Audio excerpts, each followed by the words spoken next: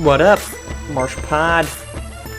Recording this on a July 16th in the midst of the typical Florida afternoon thunderstorms that we get every single summer where you think it might be a hurricane, but it's actually quite not. We've got a month left of the SimWorld Hoops regular season. The last day of the regular season is officially August 3rd, so we've got now less than a month. Every team has now officially under 5 games to play. A handful got 2, actually, Beyond the Arch and Reigning Trays, each with 2. Huge week ahead because of that. If you're, a team on the fringe, this is the week to get to it. Some big broadcast games coming up Tuesday. Originators, AT Aliens, Best Coast Bay Area. Both of those have some, especially the latter, have some massive implications. But that's not what we're talking about. We want to talk about Showtime. We will talk about California, but Showtime and the drama that has engulfed this team seemingly at every turn. But even that feels to be the wrong place to start. So, quick recap. Showtime has gone through, now on their second coach, and since the beginning of the season, they have been plagued with an issue where it just seems to be their offense revolves around Bronny James.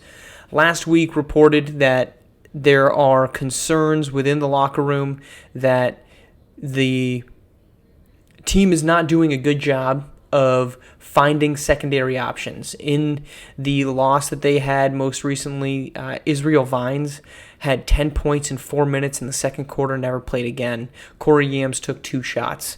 A handful of guys, it was only of the 60, 4 shots, 24 of them came from Bronny James. The only other player with double figures was Bryce James. So this is a team that's had a lot of struggles figuring out the multitudes or secondary options, and that frustration is clearly boiling in that roster and inside that locker room. But after that, there always seems to be, and this isn't specific to Showtime, this is everywhere, but there's a ignorance that's permeating amongst players, coaches, and fans. And look, this isn't specific or exclusive to SimWorld Hoops. In fact, it's in all levels of it. But it's that the quote-unquote media is spinning stories to get an angle, to get clicks, to get XYZ.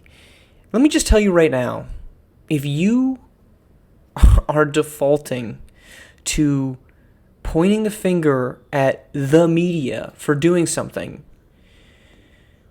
you are ignorant and uninformed and, frankly, unaware of how things work.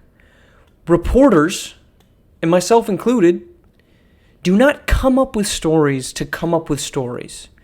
They don't come up with stuff and report on it just because they feel like it.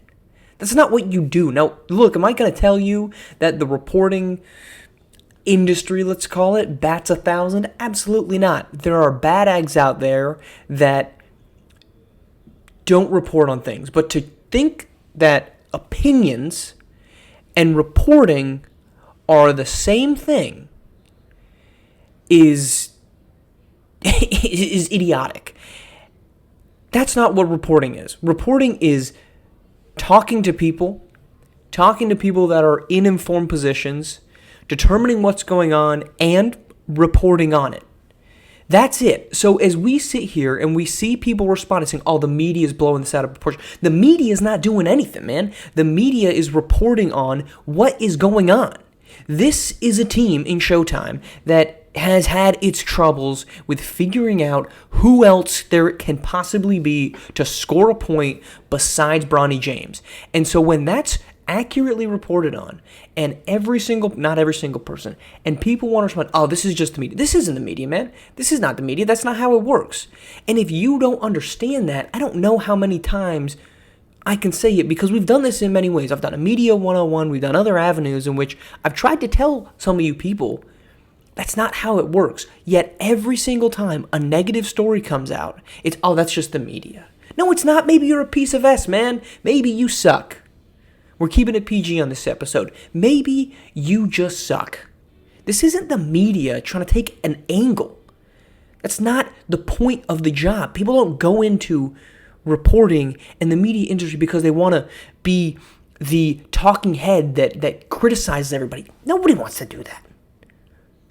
Nobody wants to be the person that's just critical of every single other person. Again, are there people like that? Sure, probably. Okay, so maybe not nobody.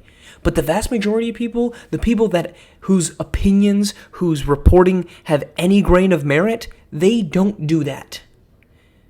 So to think that anytime a negative story comes out about you, your team, your favorite player, your coach, your organization, and you want to default to the media is doing this, I've instantly lost any ounce of respect I would have for you. Maybe you don't care. Maybe you shouldn't. But the point of the matter is, if that's where you go to, if a negative thing comes out and you need to look externally and not internally, you're doing it wrong. It's disappointing that we have people that I think I would respect that want to point fingers in every other direction without taking a look inside and saying, if this story is in existence, why? Is there something I did? Is there something that's happened that I was involved in that I could have handled better? But no, that's not how it goes. That's not how it goes. That's not how we want it to go, because we don't want negative things to be true.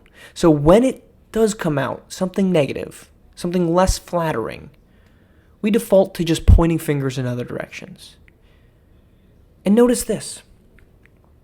In response to the Showtime reporting, nobody said it was wrong.